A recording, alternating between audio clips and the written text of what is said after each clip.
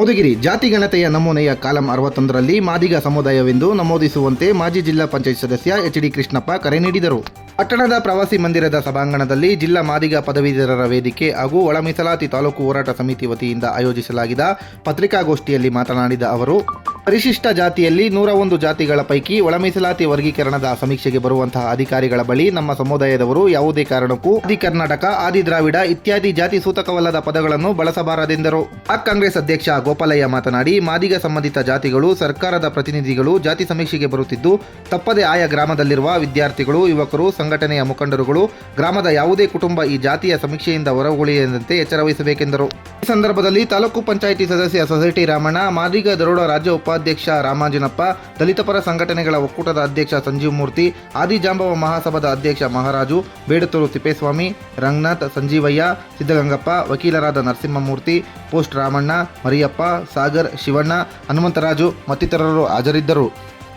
ಸುದ್ದಿ ಮಾಧ್ಯಮದ ಎಲ್ಲ ಬಂಧುಮಿತ್ರರೇ ಹಾಗೂ ಈ ಸಮಾಜದ ಮುಖಂಡರಾದ ಎಲ್ಲ ಮುಖಂಡರೇ, ಮೊದಲನೇದಾಗಿ ಸುಮಾರು 30-32 ವರ್ಷಗಳಿಂದಲೂ ಸಹ ಈ ಒಳ ಮೀಸಲಾತಿ ಹೋರಾಟಕ್ಕೆ ಅನೇಕ ಜನ ಸಮುದಾಯದ ಮುಖಂಡರುಗಳು, ಕಾರ್ಯಕರ್ತರು ಅವರ ಪ್ರಾಣ ತ್ಯಾಗ ಮತ್ತು ಬಲಿದಾನಗಳಿಂದ ಈ ಮೀಸಲಾತಿ ಹೋರಾಟ ಸಮಿತಿಯನ್ನು ಅಂತಿಮ ನಿರಂತರವಾಗಿ ಹೋರಾಟ ಮಾಡಿದ ಒಂದು ಪ್ರಯುಕ್ತ ಇವತ್ತು ಅಂತಿಮ ಘಟ್ಟಕ್ಕೆ ತಂದಿರುವುದು ಬಹಳ ಸಂತೋಷವಾದ ವಿಚಾರ. ಯಾಕೆ ಅಂತಂದರೆ ಎಲ್ಲ ಸರ್ಕಾರಗಳು ಇದು ಸಹ ನಾವು ಎಲ್ಲ ಪ್ರಣಾಳಿಕೆಗಳಿಗೂ ಸಹ ಈ ಮೀಸಲಾತಿ ಹೋರಾಟ ಸಮಿತಿ ಒಂದು ಆದೇಶದನ್ವಯ, ಅವರ ಬೇಡಿಕೆ ಅನ್ವಯ ನಾವು ಮಾದಿಗ ಅಂತ ಹೇಳಿ ಹೀಗೆ ಕೊಡ್ತೀವಿ ಅಂತ ಹೇಳಿ ಎಲ್ಲ ಪಕ್ಷದ ಇವರು ಸಹ ಅವರ ಪ್ರಣಾಳಿಕೆಗಳಲ್ಲಿ ಕೊಟ್ಟಿದ್ದು ಎಲ್ಲರೂ ಸಹ ಬಹಳ ನಯವಂಚಕರಾಗಿ ವ್ಯವಸ್ಥಿತವಾಗಿ ನಮಗೆ ಮೋಸ ಮಾಡಿದ್ದಾರೆ. ಇದರಲ್ಲಿ ಯಾವ ಪಕ್ಷವೂ ಗೊತ್ತಾಗಿಲ್ಲ. ಆದರೆ ಈಗ ಈ ಸರ್ಕಾರ ಎಚ್ ಎನ್ ನಾಗಮೋಹನ್ ದಾಸ್ ಅವರ ಒಂದು ಸಮಿತಿಯನ್ನು ನೇಮಕ ಮಾಡಿರೋದು ಬಹಳ ನಾವು ಸ್ವಾಗತಾರ್ಹ. ಅದರ ಹಿನ್ನೆಲೆಯಲ್ಲಿ ಇವತ್ತು ನಮ್ಮ ಆಂಧ್ರ ಪ್ರದೇಶದ ಮಧುಕೃಷ್ಣ ಮಾದಿಗ ಅವರು ಅವರಿಗೆ ಪದ್ಮಶ್ರೀ ಕೊಟ್ಟಿದ್ದಾರೆ, ರಾಜ್ಯಸಭಾ ಮೆಂಬರ್ ಮಾಡ್ತಾ ಇದ್ದಾರೆ. ಅವರು ಸಹ ಮೊನ್ನೆ ನಮ್ಮ ಅನೇಕ ಸಂದರ್ಭಗಳಲ್ಲಿ ನಮ್ಮ ತುಮಕೂರು ಜಿಲ್ಲೆಗೆ ಬಂದು ನಮಗೆಲ್ಲ ಸಹಾಯ ಕೊಟ್ಟಿದ್ದಾರೆ. ಅದರಂತೆಯೇ ಈಗ ಹೋರಾಟದ ಮುಂಚೂಣಿಯಾಗಿ ಸನ್ಮಾನ್ಯ ಭಾಸ್ಕರ್ ಪ್ರಸಾದ್ ಅಂತ ಹೇಳಿ ಅವರು ಸಹ ಇವತ್ತು ರಾಯಚೂರು ವಿಜಯಪುರ ಬಿಟ್ಟಿದ್ದಾರೆ. ಮೊದಲು ಏನು ಹರಿಹರದಿಂದ ಹಿಡಿದು ಬೆಂಗಳೂರಿವರೆಗೂ ಬಂದಿದ್ದಲ್ಲೇ ಅವತ್ತು ಸಹ ನಮ್ಮ ಎಲ್ಲ ಅಧಿಕಾರಿಗಳ ಒಂದು ಸಹಕಾರದಿಂದ ನಾವೆಲ್ಲರೂ ಸಹ ಹೋಗಿ ಬಂದು ನಂತರ ನಮ್ಮ ಹೋರಾಟ ಇದು ತೀರ್ಮಾನ ಆಗುವವರೆಗೂ ನಿಲ್ಲಲ್ಲ ಅನ್ನೋ ಕಾರಣಕ್ಕೆ ಇವತ್ತು ಬೀದರ್ನಿಂದ ಗುಲ್ಬರ್ಗ, ರಾಯಚೂರು ಎಲ್ಲ ಬಿಟ್ಟು ಈಗ ವಿಜಯಪುರ ಜಿಲ್ಲೆಯಲ್ಲಿ ಈಗಾಗಲೇ ಬಂದು ಅವರು ಹೋರಾಟ ನಿರಂತರವಾಗಿ ಸಾಗ್ತಾ ಇದೆ. ಆ ದೃಷ್ಟಿನಲ್ಲಿ ಅವರ ಆದೇಶದ ಪ್ರಕಾರ ನಾವು ಹಿಂದೆ ಏನು ಅನುಭವಿಸಿದ್ವಿ ಅವೆಲ್ಲ ಅವಲೋಕನೆ ಮಾಡಿದಾಗ ನಮ್ಮದು ಏನು ಮಹತ್ತರವಾದ ಜವಾಬ್ದಾರಿ ಇದೆ. ಈ ಜವಾಬ್ದಾರಿ ಏನಂದರೆ ಈಗ ಅಧಿಕಾರಿ ವರ್ಗದವರಾಗಿರ್ಬೋದು, ಸಂಘಟನೆಗಳ ಮುಖಂಡರಾಗಿರ್ಬೋದು, ಯಾವುದೇ ಪಕ್ಷದ ರಾಜಕಾರಣಿಗಳಾಗಿರ್ಬೋದು, ನಮಗೆ ಪಕ್ಷ, ಸಂಘಟನೆ, ವ್ಯಕ್ತಿ, ವೈಯಕ್ತಿಕವಾದ ಯಾವುದೇ ಒಂದು ಕಾಂಟ್ರವರ್ಸಿಗಳಿಲ್ಲ. ನಮ್ಮ ಏನು ಜಾತಿ, ಯಾರು ಮಾದಿಗ ಅಂತ ಹೇಳಿದ್ರೆ, ಯಾರು ಆದಿ ಕರ್ನಾಟಕ ಅಂತ ನಾವು ನಿಂತ್ಕೊಂಡು ಹೇಳ್ತಾ ಇದ್ದೀವಿ. ಇವತ್ತು ಏನಿಲ್ಲ ಅಂದರೂ ಈ ಸೆನ್ಸಸ್ ಪ್ರಕಾರ 38,000 ಸ್ಪೆಸಿಫಿಕ್ ಆಗಿ ನಮ್ಮ ಜನಾಂಗ ಇದೆ. ಹಿಂದೆ ಏನಾಗಿದೆ ಅಂದರೆ ಈಗ ಆದಿ ಕರ್ನಾಟಕ ಅಂತ ಹೇಳಿ ಒಂದು ಕಡೆ, ಈಗ ಇದು ಮೈಸೂರು, ಮಂಡ್ಯ,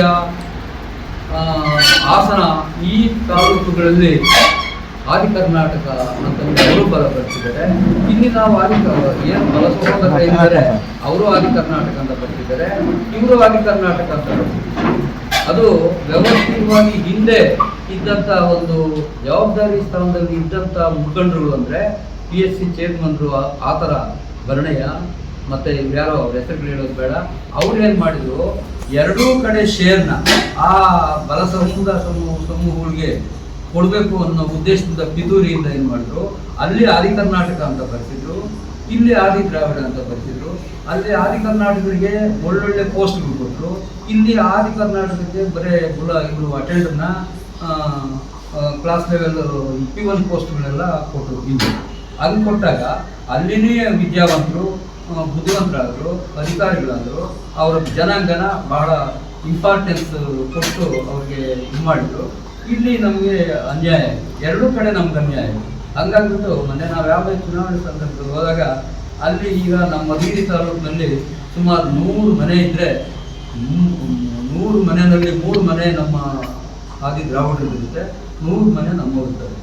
ಆದರೆ ಈ ಹಿಂದೆ ಅವನೂರು ವರದಿ ಬಂದಾದ ನಂತರ ಈಗ ಆದಿ ಕರ್ನಾಟಕ, ಆದಿ ದ್ರಾವಿಡ ಈ ವ್ಯತ್ಯಾಸಗಳ ಜೊತೆಗೆ ಲಂಬಾಣಿಗಳನ್ನ, ಗೋವಿಗಳನ್ನ ಇವನ್ನೆಲ್ಲ ಸೇರಿಬಿಟ್ಟು ಈ ಅನ್ಟಚಬಲ್ಸ್ ಎಲ್ಲ ನಮ್ಮ ಲಯನ್ ಶೇರ್ ಏನು ನಮ್ಗೆ ಬರ್ಬೇಕಿರೋ ಪಾಲನೆಲ್ಲ ಅವ್ರು ತಿಂದು ನಾವು ನಿಕೃಷ್ಟವಾಗಿ ಡಿಪ್ರೆಸ್ ಆಗಿ ಭಾಳ ಹಿಂದುಳಿದಿದ್ದೀವಿ. ಅವರು ಹಂಗೆ ಮುಂದುವರೆದಿದ್ದಾರೆ, ಅವ್ರ ಜನ್ರೇಷನ್ ಹಂಗೆ ಬೆಳೆದಿದೆ, ವಿದ್ಯಾವಂತರಾಗಿದ್ದಾರೆ, IAS ಅಧಿಕಾರಿಗಳಾಗಿದ್ದಾರೆ. ಇದೆಲ್ಲ ಇತಿಹಾಸ ಇದ್ದೇವೆ. ಅದಕ್ಕೆ ನಮ್ಮಲ್ಲಿ ಏನು ಪ್ರಜ್ಞಾವಂತರು ಎಲ್ಲರೂ ಸೇರ್ಕೊಂಡು ವಿದ್ಯಾವಂತರು, ಇರ್ರೆಸ್ಪೆಕ್ಟಿವ್ ಆಫ್ ಪಾರ್ಟಿ, ಸಂಘ, ವೈಯಕ್ತಿಕ ಎಲ್ಲ ಬಿಟ್ಟು ಎಲ್ಲರೂ ಸೇರ್ಕೊಂಡು ನಾವು ಒಂದು ಕರೆ ಕೊಡ್ತಾ ಇರೋದು ಏನು ಅಂದರೆ, ಇವತ್ತು ಹೋಬಳಿಗೆ ಹೋಗ್ತೀವಿ, ನಾಳೆ ಹೋಬಳಿಯಿಂದ ಅವ್ರಿಗೆ ಜವಾಬ್ದಾರಿ ಕೊಡ್ತೀವಿ, ಹೋಬಳಿಯಿಂದ ತಾಲೂಕು ಗ್ರಾಮ ಪಂಚಾಯತಿ ಮಟ್ಟದಲ್ಲಿ ಅಲ್ಲಿ ಕೆಲಸ ಮಾಡಿ ಪ್ರತಿ ಹಳ್ಳಿನಲ್ಲೂ ಸಹ 5-5 ಜನ 10 ಜನ ಏನು ವಿದ್ಯಾವಂತರಿದ್ದಾರೆ ಅವರೆಲ್ಲರೂ ಸೇರಿ ಅಲ್ಲಿ ಏನು ಇನ್ವಿರೇಟ್ ಬರ್ತಾರೆ ಅವ್ರ ಹಿಂದೆ ಹೋಗಿ ಮಾದಿಗ ಅಂತ ಬರೆಸಿ ಅಂತ ಇದು ಹಿಸ್ಟಾರಿಕಲ್ ಡಿಸಿಷನ್ನು. ಇನ್ನೆಂದೂ ಸಹ ಮತ್ತೆ ಈ ಸರ್ವೆ ಆಗಲ್ಲ, ಇದು ಫೈನಲ್ಲು. ಇದು ನಮ್ಮೆಲ್ಲರಿಗೂ ಅಳಿವು ಉಳಿದ ಪ್ರಶ್ನೆ, ನಮ್ಮ ಅಸ್ತಿತ್ವದ ಪ್ರಶ್ನೆ, ನಮ್ಮ ಜನಾಂಗದ, ನಮ್ಮ ಮಕ್ಕಳು ಜನ್ರೇಷನ್ಗೆ ಒಂದು ಮಹತ್ತರವಾದ ಒಂದು ಅವಕಾಶಗಳು ವಂಚಿತರಾಗದೆ ನಾವು ಅನುಕೂಲಸ್ಥರಾಗಬೇಕಾಗಿದ್ರೆ ಈ ಕಾಲಂನಲ್ಲಿ ಮಾದಿಗ ಅಂತಲೇ ಬರ್ಸೋದಕ್ಕೆ ನಾವು ಏನು ಕಾರ್ಯೋನ್ಮುಖರಾಗಬೇಕು, ಇದೊಂದು ಜನಾಂದೋಲನ ಆಗಬೇಕು. ನಮ್ಮ ಜನಾಂಗನ ಎಲ್ಲರಿಗೂ ಕರೆ ಕೊಟ್ಟು ಪ್ರತಿಯೊಬ್ಬರೂ ಸಹ ತೊಡಗಿಸ್ಕೊಂಡು ಅದು ಮೇ 5ರಿಂದ 27ರವರೆಗೂ ವಿವಿಧ ಹಂತಗಳಲ್ಲಿ ಏನು ಮನೆಗೂ ಸರ್ವೆ ಒಂದು ಅಂತ ಮಾಡ್ತಾರೆ. ನೆಕ್ಸ್ಟ್ ಹಂತದಲ್ಲಿ ಬೂತ್ ಮಟ್ಟದಲ್ಲಿ ಮಾಡ್ತಾರೆ. 3ನೇ ಹಂತದಲ್ಲಿ ಏನು ಇದು ಸೈಬರ್ ಸ್ಟೇಷನ್ನು ಅಥವಾ ಆನ್ಲೈನಲ್ಲಿ ಮಾಡ್ತಾರಲ್ಲ, ಈ ಎಲ್ಲ ಹಂತದಲ್ಲೂ ಈಗ ಅಧಿಕಾರಿ ವರ್ಗದವರು ಎಲ್ಲೋ ಬೆಂಗಳೂರಿನಲ್ಲೋ ತುಮಕೂರಿನಲ್ಲೋ ಸವರ್ಗಿಂದ ಅಕ್ಕಪಕ್ಕ ಮನೆ ಮಾಡಿರ್ತಾರೆ. ಅವರಿಗೆ ಅವರು ಎಲ್ಲಿ ಕ್ಯಾಸ್ಟ್ ಇದಾಗುತ್ತೆ ಅಂತ ಒಂದು ಕೀಳರಿಮೆ ಇರುತ್ತಲ್ಲ, ಅದರಿಂದ ಅವರೆಲ್ಲರೂ ಸಹ ಆನ್ಲೈನ್ನಲ್ಲಿ ಹೋಗಿ ಬರ್ಸೋದ್ರಲ್ಲಿ ಏನು ಸಮಸ್ಯೆ ಆಗಲ್ಲ. ಅದರಿಂದ ಅರಿವು ಮತ್ತು ಜಾಗೃತಿ ಮೂಡಿಸುವಂಥ ಮಹತ್ತರವಾದ ಕಾರ್ಯ ನಾವೆಲ್ಲರೂ ಸಹ ಕಮಿಟ್ಮೆಂಟು, ಡೆಡಿಕೇಶನ್ ಇದ್ಕೊಂಡು ಹಳ್ಳಿಗೂ ಮೂಲೆಗೂ ಒಂದು 4-5 ದಿನ ನಾವು ಸರ್ವೆ ಮಾಡಿದಾಗ ಅವೇರ್ನೆಸ್ ಬರುತ್ತೆ ಅಂತ ಹೇಳಿ ಆ ಒಂದು ಇದರಲ್ಲಿ ನಾವೆಲ್ಲರೂ ಸಹ ತೊಡಗಿಸ್ಕೊಳ್ಳೋಣ ಅಂತ ಹೇಳಿ ಇದನ್ನು ತಾವು ಮಾಧ್ಯಮ ವರದಿಗಾರರಿಗೆ ನಮಸ್ಕಾರಗಳು. ಈ ದಿನ ಒಳ ಮೀಸಲಾತಿ ಜಾತಿ ಗಣತಿ ವೇಳೆ ಗಣತಿದಾರರ ಬಳಿ ಮಾದಿಗ ಸಮುದಾಯ ಅಂತ ಬರೆಸಬೇಕು ಅನ್ನೋದ್ರ ಬಗ್ಗೆ ನಾವು ಈ ಪತ್ರಿಕಾ ಮಾಧ್ಯಮದ ಮುಖಾಂತರ ಮನವಿ ಮಾಡಿಕೊಳ್ಳೋದೇನೆಂದರೆ, ಮಧುಗಿರಿ ತಾಲೂಕಲ್ಲಿರುವ ಎಲ್ಲ 6 ಹೋಬಳಿಗಳಲ್ಲಿ ಸುಮಾರು 100 ಮಾದಿಗರಟ್ಟಿಗಳಲ್ಲಿ ಆ ಗ್ರಾಮದಲ್ಲಿರುವಂಥ ಎಲ್ಲ ಸಮುದಾಯದ ಮುಖಂಡರು ವಾಲಂಟಿಯರಾಗಿ ಬಂದು ನಮೂನೆ ಅವರು ಕೇಳುವಂಥ ನಮೂನೆಯಲ್ಲಿ ಕಾಲಂ ನಂಬರ್ 61ರಲ್ಲಿ ಮಾದಿಗ ಸಮುದಾಯದವರು ಅಂತ ಬರೆಸೋದ್ರಿಂದ ಮುಂದಿನ ದಿನಗಳಲ್ಲಿ ರಾಜಕೀಯವಾಗಿ, ಆರ್ಥಿಕವಾಗಿ, ಸಾಮಾಜಿಕವಾಗಿ, ಶೈಕ್ಷಣಿಕವಾಗಿ ಸರ್ಕಾರದಿಂದ ಬರಬೇಕಾದಂಥ ಎಲ್ಲ ಸವಲತ್ತುಗಳನ್ನು ಪಡೆಯೋದಕ್ಕೆ ಅವಕಾಶ ಆಗುತ್ತೆ.